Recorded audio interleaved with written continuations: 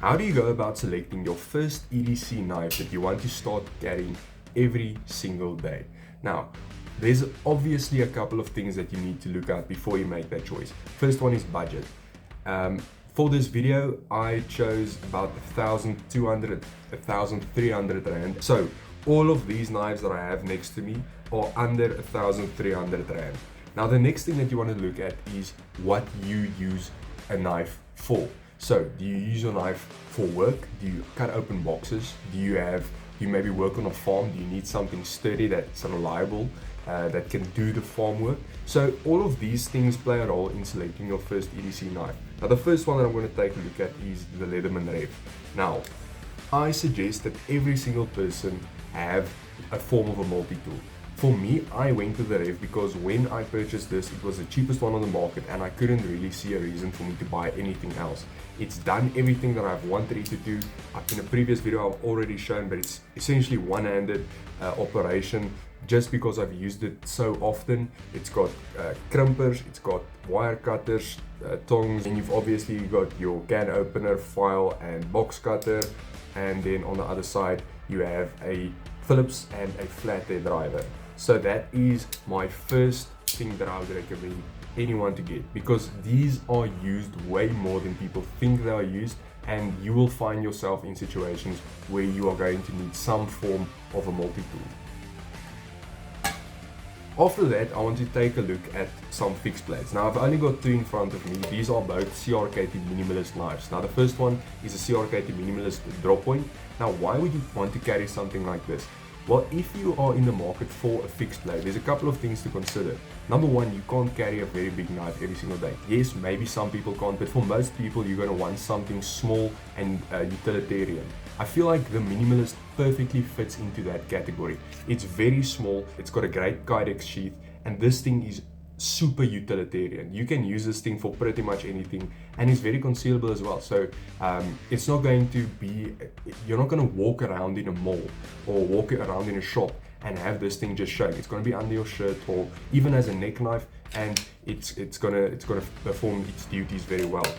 And then you've got a couple of different versions. I've only got the drop point and the cleaver, but both of them, this one's a little bit more of a utilitarian knife. Okay, so you're going to have specific things that you're going to do with this knife. It's not going to be as versatile as, let's say, a drop point, but it's still a good option. So the CRKT Minimalist is definitely on my list for a first EDC knife.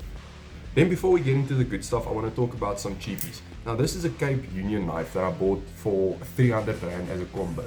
If you are looking to just start carrying, just start testing the water, so if you don't have the money to immediately drop on a nice knife, something like this is excellent. It's small, you're going to feel what it feels like to carry a knife on you, and it's going to do the functions that every single big knife will do.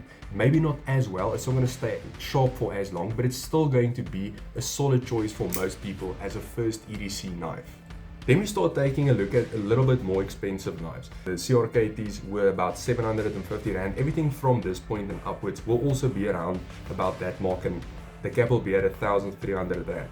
Now the Kershaw Shuffle is also an excellent choice. I used this knife for about, I think, a year and a half while I was bartending.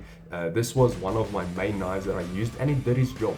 For me specifically, the reason that I carried this one as a bartender was because of the bottle opener. Having this bottle opener on me was a game changer. You know, just having it on me all the time, because obviously I was opening, 150, 200 bottles a day, sometimes even more than that. But this is also an excellent choice for someone that's just looking to get into EDC. It's cheap, it's reliable, and again, it's going to get the job done. Honey Badger is one of the South African knives that I would recommend to anyone. These knives are around about 700 Rand to 1,000 Rand, depending on which model you've got. If you take a look on the website, there's also a bunch of different options and colors that you can choose from, blade steels and stuff like that. But again, this is a knife that's going to be excellent for most people. They've got great actions, it's not going to break the bank, you can get them in good steels, and it's easily serviceable. These are excellent knives for the price, and if you are, again, looking just to get into EDC, getting something like a cheap 700 Rand Honey Badger, with HCR steel is not going to break the bank, and it's going to get you in that position to feel what it's like to carry a knife every day.